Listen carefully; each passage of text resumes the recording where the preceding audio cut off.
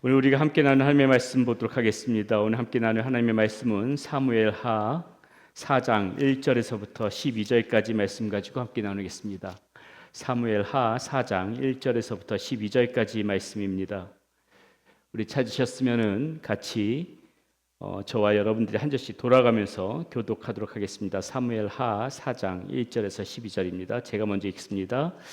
사울의 아들 이스보셋은 아브넬이 헤브론에서 죽었다 함을 듣고 손에 맥이 풀렸고 온 이스라엘이 놀라니라. 사울의 아들 이스보셋에게 군 지휘관 두 사람이 있으니 한 사람의 이름은 바나요 한 사람의 이름은 레갑이라. 베냐민 족속 부에롯 사람 림몬의 아들들이더라. 부에롯도 베냐민 지파에 속하였으니 일찍이 부에롯 사람들이 깃다임으로 도망하여 오늘까지 거기에 우거함이더라. 사울의 아들 요나단에게 다리 저는 아들 하나가 있었으니 이름은 무비보셋이라. 전에 사울과 요나단이 좋은 소식이 이스라엘에서 올 때에 그의 나이가 5살이었는데 그 유모가 안고 도망할 때 급히 도망하다가 아이가 떨어져 저에게 되었더라. 부에롯 사람 림몬의 아들 레갑과 바나가 길이 떠나 볕이 쬐 때쯤에 이스보셋의 집에 이르니 마침 그가 침상에서 낮잠을 자는지라. 레갑과 그의 형제 바나가 밀을 가지러 온 채하고 집 가운데 들어가서 그의 배를 찌르고 도망하였더라. 그들이 집에 들어가니 이스보셋이 침실에서 침상 위에 누워 있는지라. 그를 쳐 죽이고 목을 베어 그의 머리를 가지고 밤새도록 아라바 길로 가 헤브론에 이르러 다윗 왕에게 이스보셋의 머리를 들이며 이르되 왕의 생명을 해하려 하던 원수 사울의 아들 이스보셋의 머리가 여기 있나이다. 여호와께서 오늘 우리 주 대신 왕의 원수를 사울과 그의 자손에게 갚으셨나이다 하니 다윗이 부에롯 사람 림몬의 아들 레갑과 그의 형제 바나에게 대답하여 그들에게 이르되 내 생명을 여러 환난 가운데서 건지신 여호와께서 살아계심을 두고 맹세하노니 전에 사람이 내게 알리기를 보라 사울이 죽었다 하며 그가 좋은 소식을 전한 줄로 생각하였어도 내가 그를 잡아 시글락에서 죽여서 그것을 그 소식을 전한 갚음으로 삼았거든. 하물며 악인이 의인을 그의 집 침상 위에서 죽인 것이겠느냐. 그런즉 내가 악인의 피 흘린 죄를 너희에게 갚아서 너희를 이 땅에서 없이 하지 아니하겠느냐 하고 청년들에게 명령하매 곧 그들을 죽이고 수족을 베어 헤브론 뭇가에 매달고 이스보셋의 머리를 가져다가 헤브론에서 아브넬의 무덤에 매장하였더라. 아멘. 우리는 2주 전 우리 금요성령 집회 말씀을 나누면서 서로 다른 왕을 섬기고 있었던 그런 세 사람에 관해서 나누었습니다. 한번 복습 한번 해볼까요? 첫 번째 사람 누구였습니까? 아브넬이었죠. 아브넬. 그의 왕은 누구였다고 했습니까? 세상과 사람이 그의 왕이었다고 했습니다. 자신이 섬기고자 했던 왕을 계속하면서 바꾸었던 이유가 무엇입니까? 그 왕을 의지해서 이 세상 속에서 자신의 사리사욕을 채우고자 했던 것이었기 때문에 그는 계속해서 왕을 바꾸면서 섬겼던 것입니다. 그렇기 때문에 아브넬의 왕은 세상과 사람이었다는 것이죠. 그가 의지했던 왕은 세상과 사람이었다는 것입니다. 자, 두 번째 사람은 누구였습니까? 요압이었죠. 요압의 왕은 누구였습니까? 자기 자신이라고 했습니다. 명목상으로는 다윗의 군신으로 다윗의 왕으로 섬긴다고 이야기는 했지만은 그 다윗을 따르기보다는 자기 자신의 뜻을 쫓아가는 사람이 바로 요압이었습니다. 자기가 주인이었고 자기 신념과 자기 생각이 가장 중요했기 때문에 그는 누구의 말도 심지어 다윗 왕의 말조차도 들으려고 하지 않았던 그 사람이 요압이었고 그래서 요압의 왕은 자기 자신이었다고 볼 수가 있었습니다. 마지막으로 나눴던 사람이 누구였습니까? 다윗이었죠. 다윗의 왕은 누구였다고 했습니까? 네, 다윗의 왕은 하나님이셨죠. 다윗에게 있어서 가장 중요한 것은 하나님의 뜻이었습니다. 하나님이 자신의 왕이었기 때문입니다. 다윗은 한순간도 그것을 잊지 않았습니다. 다윗이라고 해서 왜 이 아브넬을 죽이고 싶어 하지 않았겠습니까? 다윗의 반대편에 서서 늘 적으로서 그렇게 자신을 상대했던 이 아브넬은 다윗의 원수이기도 했습니다. 그랬던 이 아브넬이 그 자신에게 투항하러 왔었을 적에 다윗은 어떻게 합니까? 그를 품어줍니다. 왜요? 하나님의 뜻이 중요했기 때문에 하나님을 왕으로 섬기는 다윗이었기 때문에 일시적으로만 그렇게 다윗이 하나님의 뜻을 우선시했던 것이 아닙니다. 다윗의 일생을 보면 다윗의 이런 모습은 여러 경로를 통해서 그렇게 하나님을 왕으로 섬겼던 모습들이 나타납니다. 다윗은 자신을 죽이려고 했던 사울 왕을 죽이지 않을 때도 그 하나님의 뜻이 우선시했기 때문에 하나님이 기름 부신 자이기 때문에 죽이지 않았다고 했습니다. 나단이 자신에게 찾아와서 자신의 죄를 조목조목 따져가면서 그렇게 문책을 했을 적에도 다윗은 하나님의 뜻을 쫓으면서 그 나단에게 대들기보다는 너가 나에게 무슨 말이 하느냐고 반감을 가지기보다는 하나님 앞에서 겸허한 모습을 보였습니다. 왜요? 하나님의 뜻이 중요했기 때문에, 하나님을 두려워할 줄 알았기 때문에, 하나님을 경외하는 그런 다윗이었기 때문에 다윗은 그렇게 할 수 있었다는 것이죠. 이렇게 하나님을 자신의 왕으로 알고 섬길 줄 알았던 다윗이었기 때문에 그는 하나님 앞에서 인정을 받는 그런 삶을 살아갈 수가 있었던 것입니다. 이것이 바로 그 무엇보다도 다윗에게 있어서 가장 위대한 점이었다고 말씀드린 바 있습니다. 자, 그럼 오늘 본문에서 우리가 나누게 되는 이 말씀은 어떤 말씀인가? 역시나 이 다윗과 대비되어지는 그러한 인물들을 다루고 있음을 보게 됩니다. 우리는 오늘 말씀 가운데서 보여지는 그 두 부류의 사람들을 보게 될 텐데요. 자, 이 두 부류의 사람들 공통점 무엇인가? 비참한 인생을 살아갔던 사람들의 모습이라고 볼 수가 있습니다. 그리고 이러한 인생은 이 사람들이 특별하기 때문에 그러한 인생을 살아갔던 것이 아니라 오늘 말씀을 찬찬히 보다 보면 전적으로 타락한 우리 모두의 모습 가운데서도 찾아볼 수 있는 그런 모습이라는 것을 우리는 아마 알게 되어질 것입니다. 그러므로 이들의 모습을 통하여서 오늘 우리에게 어떤 삶의 모습이 필요한지를 한번 이 시간에 생각해보는 시간을 가져보고자 합니다. 자, 먼저 등장하는 인물은 누구인가? 이스보셋입니다. 이스보셋, 사울의 아들이었습니다. 이스보셋은 이렇게 사울의 아들인데 성경에 보게 되면은요, 사울의 아들이 총 몇 명이 나오는가? 4명이 나옵니다. 요나단, 아비나답, 그리고 말기수아, 그리고 이스보셋, 이렇게 4형제가 나와요. 자, 이 중에 요나단, 아비나답, 말기수아는 이 3명의 아들들은 사울과 함께 블레셋 전투에서 다 죽어버립니다. 전사를 해버리게 돼요. 그래서 어부지리식으로 지금 이 이스보셋이 이스라엘의 왕이 되어지는 것입니다. 자, 뜻하지 않게 이스보셋은 이렇게 왕이 되었지만은 그는 전적으로 무능했습니다. 그리고 이 무능한 왕을 자신의 야욕을 채우기 위해서 꼭두가시처럼 그렇게 부렸던 사람이 바로 지난 시간에 나누었던 아브넬이라는 그런 사람이었습니다. 즉 그는 이 이스보셋은 아브넬의 그런 허수아비였던 그러한 격이었다는 것이죠. 자, 이랬던 그가 아브넬에게 활인했던 적이 있습니다. 바로 지난 시간에도 말씀드렸지만은 아브넬이 자신의 아버지였던 사울의 첩가 간음한 사실을 그걸 알게 되었을 적에 이 이스보셋은 아브넬에게 처음으로 화를 내게 되죠. 자, 이 화를 낸다는 거 어떻게 보면 당연한 문제일 것입니다. 고대 근동 문화에서는요, 왕의 첩이나 후궁과 관계를 맺는다는 것은 무슨 의미가 있는가? 단순한 간음 이상의 의미를 가지고 있습니다. 그것은 무엇인가? 왕권을 차지하려는 그런 정치적인 행동으로 간주되어집니다. 우리는 이 사실을 어떻게 또 알 수 있는가? 여러분 한번 이 말씀을 아시는 분들도 많이 계실 텐데, 다윗이 압살롬의 그 자신의 아들이었던 압살롬에게 쫓겨서 왕궁에서부터 도피를 하게 됐죠. 그때 이 압살롬이 그 왕궁으로 입성한 후에 제일 먼저 한 일이 무엇인지 아십니까?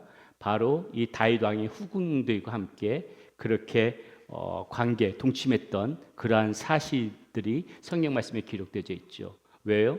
자, 이 왕권을 차지하려는 그러한 정치적인 그런 행동으로 그렇게 보여주는 모습이었고, 이게 고대 근동에서 벌어지는 그런 문화적인 그런 풍습 가운데 있었던 모습이라는 것입니다. 자, 그러므로 지금 이 아브넬이 이 일로 처벌을 당해도 그것은 어떻게 보면 너무나도 당연한 일이었을 것입니다.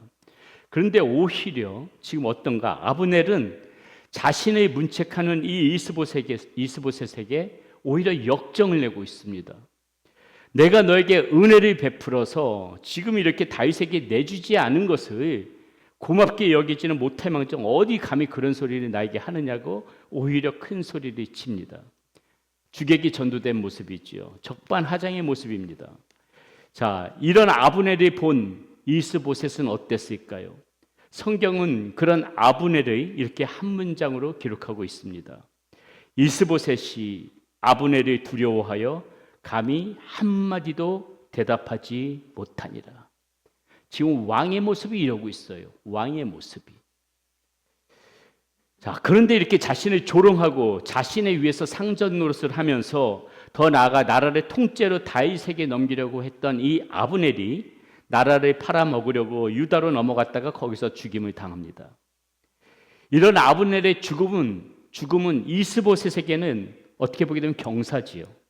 드디어 자신의 숨통을 그동안 힘들게 조여오던 그 압박하던 그 모든 문제들이 풀려지는 기쁜 순간이었을 것입니다. 그것이 당연한 것 아니겠습니까? 이제부터라도 잃어버렸던 자신의 권위를 바로 세우고 자신의 지도력을 새롭게 펼쳐보일 좋은 기회가 이제 다가온 것입니다. 자, 그런데요, 오늘 본문 말씀에 보니까는 이 이스보셋의 모습이 우리의 예상을 완전히 빗나가게 합니다. 자, 1절 말씀 보겠습니다. 사울의 아들 이스보셋은 아브넬이 헤브론에서 죽었다 함을 듣고 손에 맥이 풀렸고 온 이스라엘이 놀라니라. 기쁘고 경사스러워할 그 순간에 지금 이 이스보셋은 오히려 손에 맥이 풀렸다, 이렇게 이야기하고 있어요.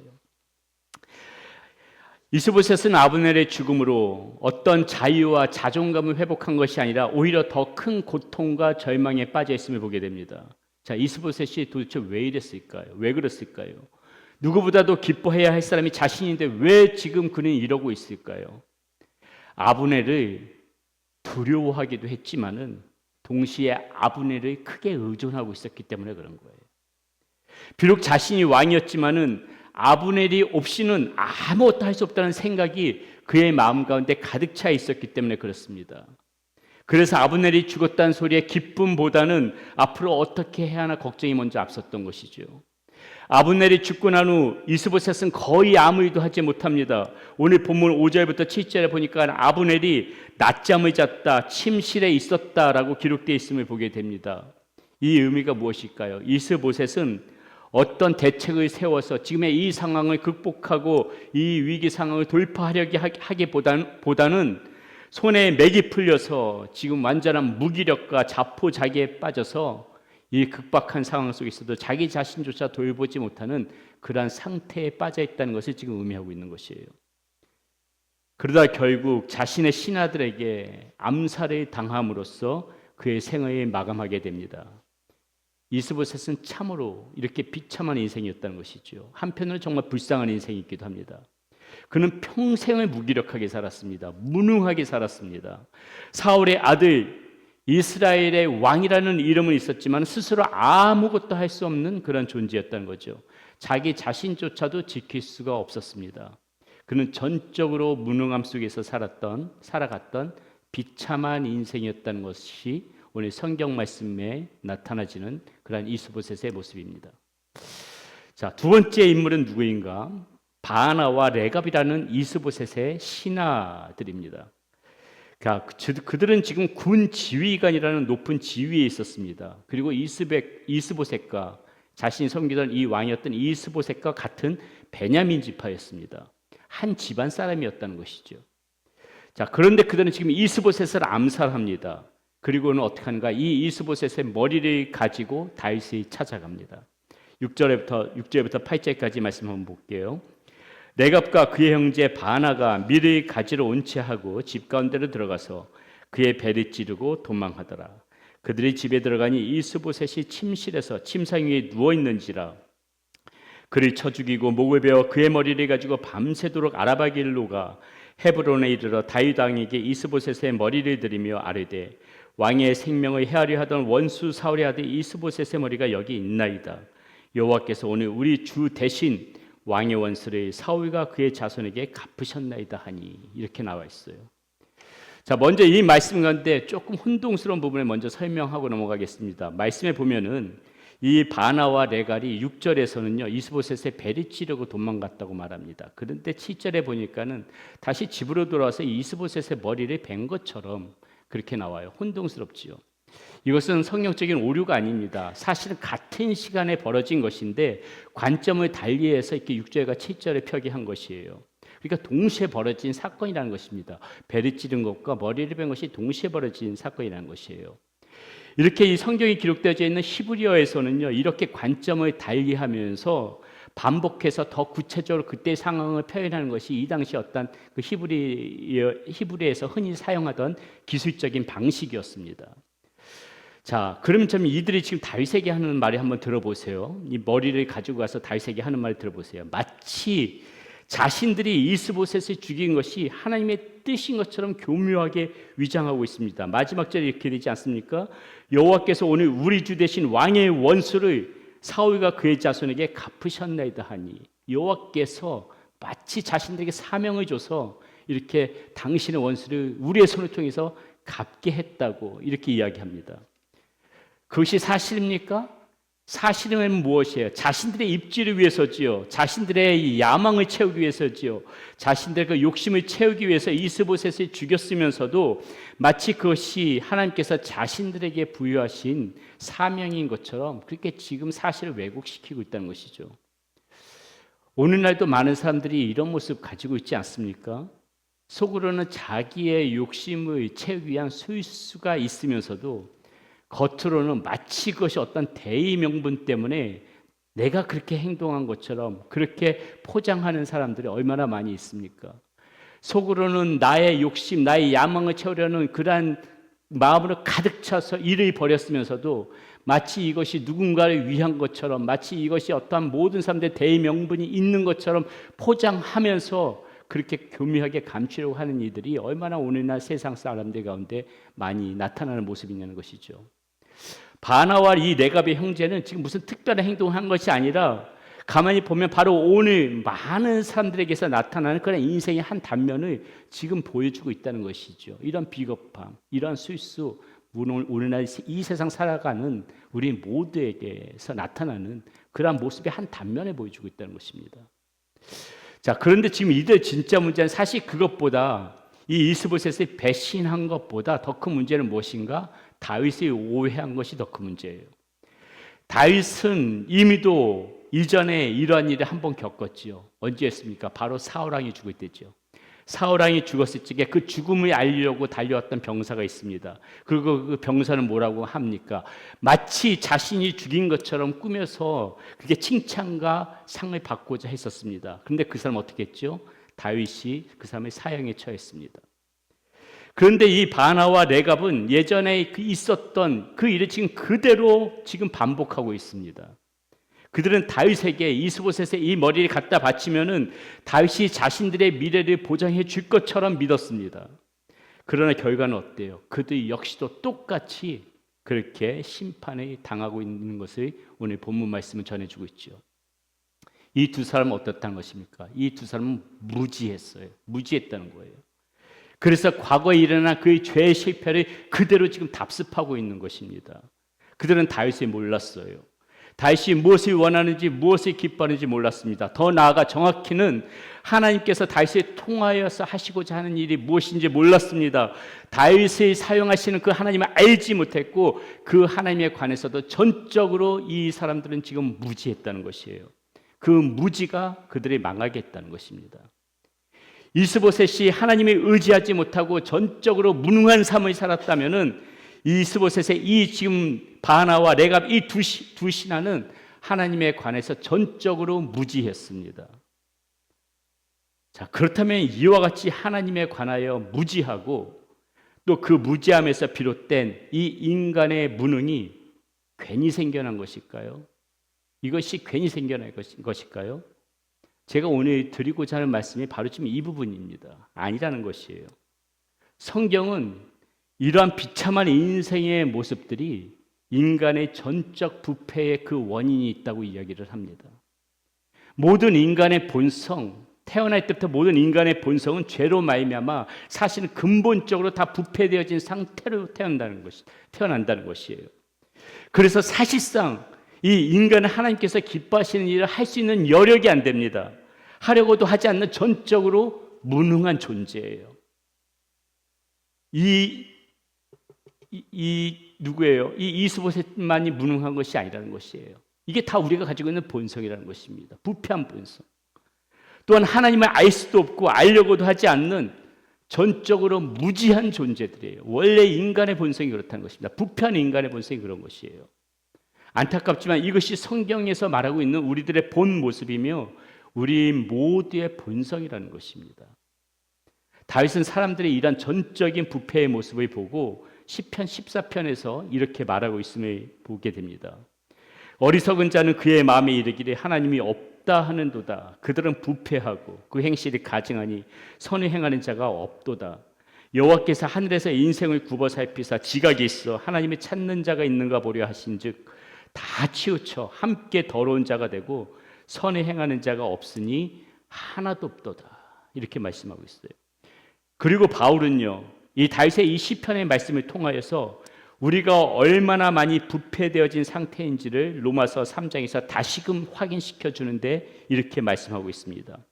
기록된 바 의인은 없나니 하나도 없으며 깨닫는 자도 없고 하나님을 찾는 자도 없고 다 치우쳐 함께 무익하게 되고 선을 행하는 자는 없나니 하나도 없도다. 이렇게 말씀하고 있어요. 모든 사람이 이렇게 죄로 말미암아 비참해졌다는 것입니다. 죄를 반복하며 이 사망의 심판밖에는 하나님께 받을 것이 없는 그런 소망 없는 비참한 존재일 뿐이었다는 것입니다. 그럼에도 오늘날 많은 사람들이 그런 하나님을 두려워하지 않는 배짱을 가지고 살아갑니다.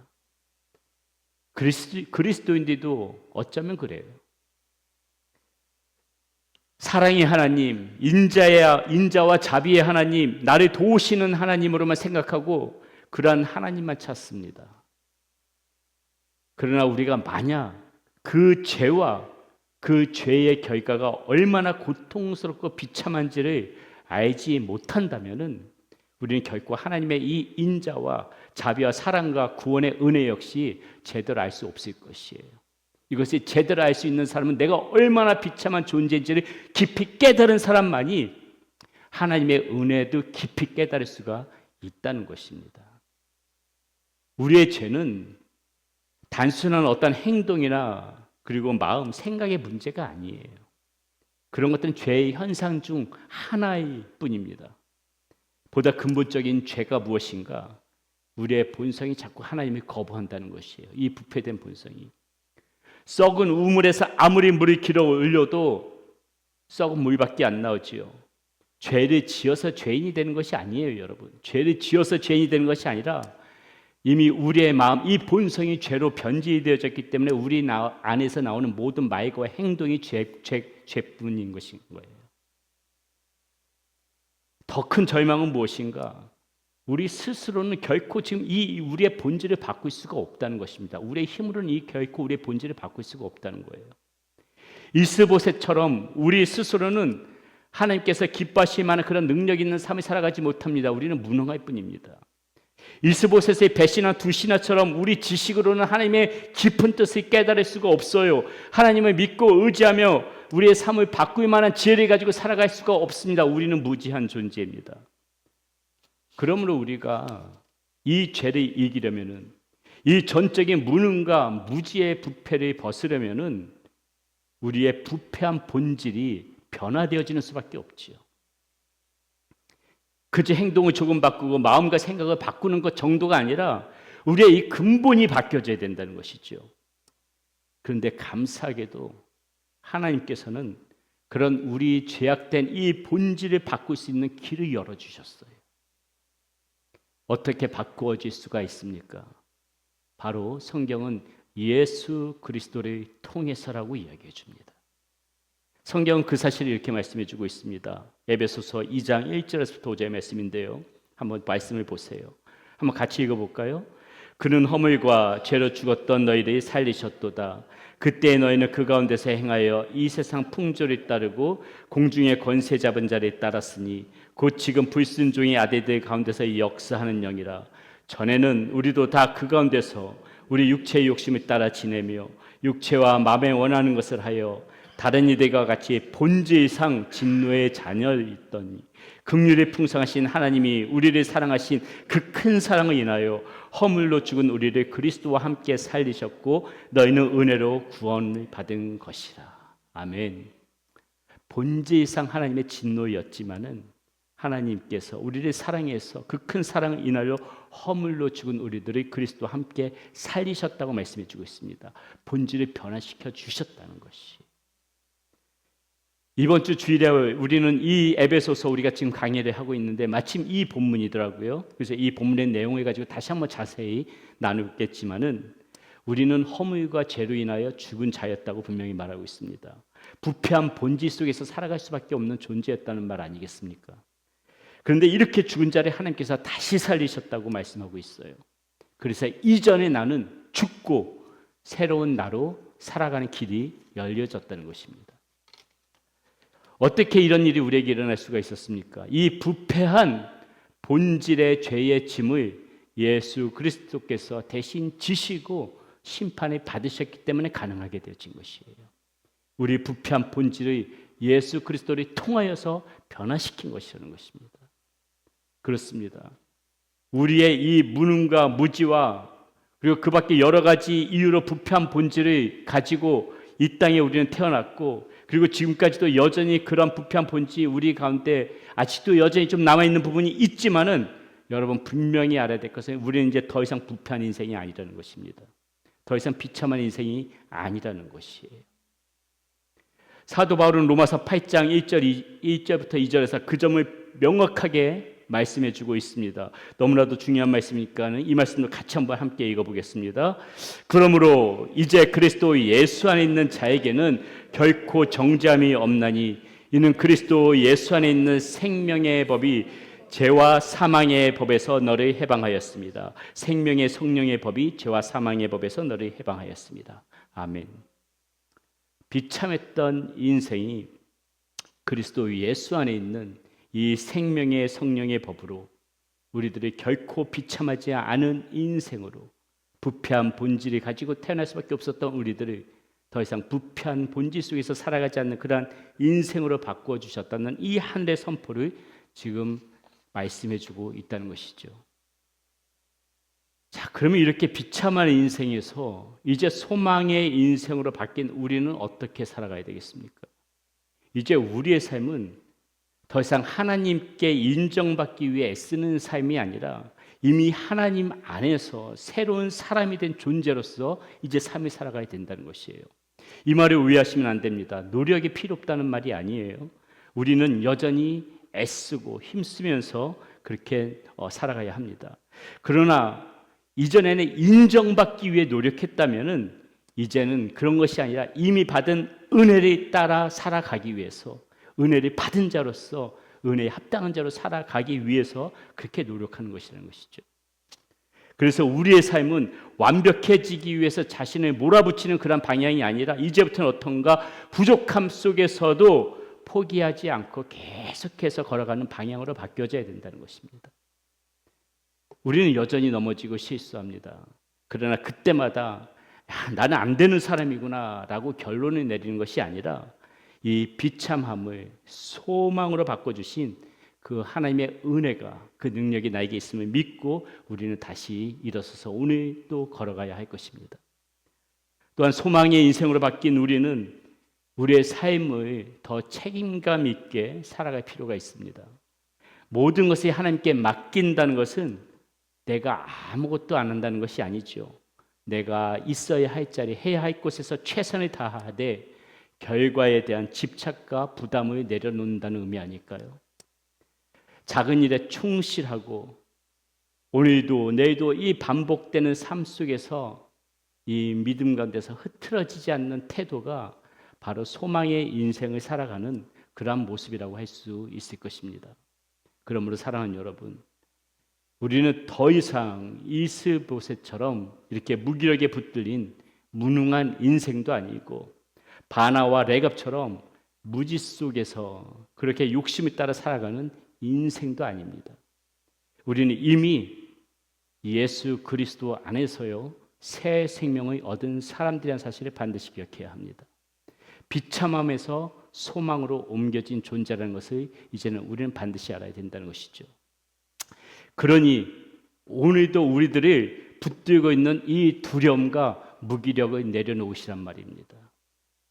그것은 이전의 모습이에요. 무기력 속에서 눌리고 두려움 속에서 눌리는 것은 이전의 모습, 무능함과 무지 속에서 남아있던 예전의 모습, 이거 이제 십자가에 못 박고 우리 안에서 두려움이 몰려올 때, 무기력함이 몰려올 때, 나는 무능하다는 그런 내 안에 그런 속상임이 들릴 때 그것을 하나님 앞에서 내려놓으란 말입니다. 우리 안에서 역사하시는 하나님의 능력을 신뢰하시기 바랍니다. 넘어질지라도 다시 일어나고 부족할지라도 포기하지 않고 주어진 자리에서 최선을 다하면서 신실하게 살아갈 수 있도록 저와 여러분들이 함께 애썼으면 좋겠습니다. 그 삶이 바로 하나님께서 기뻐하시는 삶이며 비참함이 소망으로 바뀐 그러한 인생의 증거가 아닐까 생각되어집니다. 오늘도 그 소망 가운데 살아가는 저와 여러분이 되시기를 주님의 이름으로 축원드리겠습니다.